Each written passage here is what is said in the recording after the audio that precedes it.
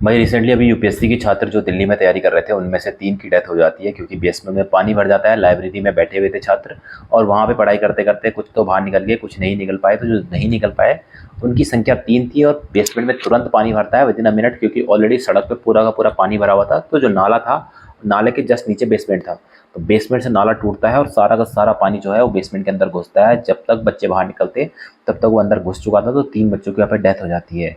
उसके बाद बच्चे जो यहाँ पे प्रोटेस्ट करने लग जाते हैं, क्योंकि जो है सुप्रीम कोर्ट की भी गाइडलाइंस थी कि बेसमेंट में क्लासेस नहीं चल सकती है। तो सारे के सारे कोचिंग इंस्टीट्यूट, जितनी भी लाइब्रेरी कोचिंग, सारे के सारे दिल्ली में बेसमेंट में अपनी कोचिंग रन कर रहे थे।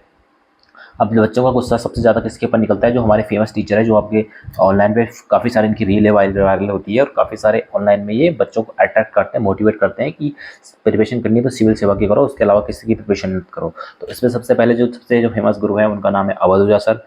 दूसरे नंबर पे आते हैं दिव्यकीर्ति सर। तो इन दोनों के ऊपर सबका गुस्सा फूट गया, क्योंकि जैसे ही वहाँ पे बच्चों की डेथ होती है, बच्चे प्रोटेस्ट कर रहे हैं, अगले 3-4 दिन तक इन दोनों में से किसी ने भी कुछ नहीं बोला।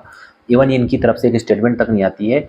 बच्चों ने बोला कि उनको यहाँ आना चाहिए, हमें देखना चाहिए, भाई हम उनसे मोटिवेट होकर यहाँ रखे हैं तो कम से कम वो देखने आ सकते हैं, कुछ तो बोलते। लेकिन उन्होंने 4 दिन तक कुछ नहीं बोला। 4 दिन के बाद इन्होंने अपनी चुप्पी तोड़ी। उसके बाद भी विक्टिम कार्ड खेलने लग गए हैं कि हम माफ़ी मांगते हैं, कोई माफ़ी मांग रहा है, कोई कुछ कर रहा है। उसके बाद भी रिस्पॉन्सिबिलिटी पूरे के पूरे दिल्ली गवर्नमेंट, सेंट्रल गवर्नमेंट, इनके ऊपर इन्होंने रिस्पॉन्सिबिलिटी डाल रखी है और गवर्नमेंट से डिमांड कर रहे हैं कि हमें लैंड दी जाए कहीं और जहाँ पे हम अपनी कोचिंगें खोल सके। तो इस तरह से दुनिया भर के इनके पास एक्सक्यूज़ हैं। गवर्नर जब मीटिंग करता है तो एलजी की मीटिंग करने के लिए सारे के सारे विदिन आधे घंटे के अंदर दौड़ के एलजी के साथ मीटिंग करने चले जाते हैं दिल्ली के। लेकिन स्टूडेंट से मिलने के लिए बोल रहे हैं कि हमारी सिक्योरिटी को खतरा है। भाई दिव्यकीर्ति सर जब भी जहीं कहीं जाते हैं तो उनके साथ बॉडीगार्ड होते हैं, 3-4 बॉडीगार्ड लेके चले जाते हैं। तो अब एक बताओ, जो जो आदमी बॉडीगार्ड लेके जा रहा है उससे स्टूडेंट से किस बात का खतरा? अगर दिव्यकीर्ति वहाँ जाते हैं तो वहाँ सारी की सारी एसपी, बीएसपी, सारे के सारे जितने भी एसपी की जो वहाँ के उस पुलिस, वहाँ पे पुलिस वाले होते हैं, सारे के सारे वो भी आ जाते हैं सर के साथ।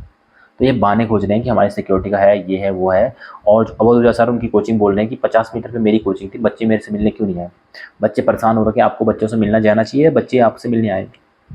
जब कहीं पे किसी की डेथ होती है तो आप उसके घर जाते हो या उसको बोलते हो कि मेरे घर क्यों नहीं आए? तो उसके घर जाते हो ना आप मिलने के लिए कि भाई सांत्वना देने के लिए। तो अवधूजा सर बोल रहे हैं कि हमारे घर क्यों नहीं आए? तो इस तरह से हमारे गुरु हैं। सोशल मीडिया पे एक चीज़ तो पता लग गई है कि सोशल मीडिया पे इनके दिखाने के दांत कुछ और है और खाने के दांत कुछ और है। तो सोशल मीडिया पे जो ये दिखाते हैं उनके दिखाने के दांत है, खाने के दांत को ये पूरे के पूरे बिजनेसमैन है। गुरु इंडिया में हर चीज़ का बिजनेस हो चुका है आजकल, हर चीज़ का बिजनेस हो चुका है। आपके इमोशन सारे के सारे इंडिया में बिकते हैं और लोग खरीदने वाले होते हैं और बेचने वाले ये लोग हैं। तो अवधूजा सर आज तक ये तक हमें कोर्स बेच रहे थे, यूपीएससी का कोर्स बेच रहे थे और कहीं ना कहीं एक्सपोज हो चुके हैं आज डेट में। तो अब इनको गुरु बोलना बंद करिए और इनके साथ जा रहे हो तो कम्प्लीटली कंज्यूमर बन के जाइए और ये आपके जो है आपको आपको सेल करेंगे जो इनका कोचिंग का प्रोडक्ट होगा। तो इस तरह से जो है हालत काफ़ी ज़्यादा ख़राब हो चुकी है। ड्रेनेज सिस्टम, इसमें रिस्पॉन्सिबल एमसीडी भी है, दिल्ली पुलिस है, सॉरी दिल्ली गवर्नमेंट है, एमसीडी जो वहाँ की म्यूनसिपल कॉर्पोरेशन है और दिल्ली की सेंट्रल गवर्नमेंट है। ये सारे के सारे इसमें रिस्पॉन्सिबल है। दिल्ली एक नॉर्मल सिटी नहीं है, दिल्ली हमारे देश की कैपिटल है और कैपिटल में इस तरह की हालत हो रखी है। ड्रेनेज के ये हालत है, रोड के इतना ज़्यादा जैम लगता है, ट्रैफिक लगता है और टैक्स पेयर का जो मनी है उसको कलेक्ट करने के लिए आप एक दिन भी डिले नहीं करना पसंद करते हो। तो इस तरह से जो है बुरे हालत हो चुके हैं पूरा देश में। जो है ऐसा लगता है कि पता नहीं जब ये हमारी सिटीज़ की हालत है तो विलेज लेवल पे क्या हालत हो रही है, इमेजिन भी नहीं कर सकते आप।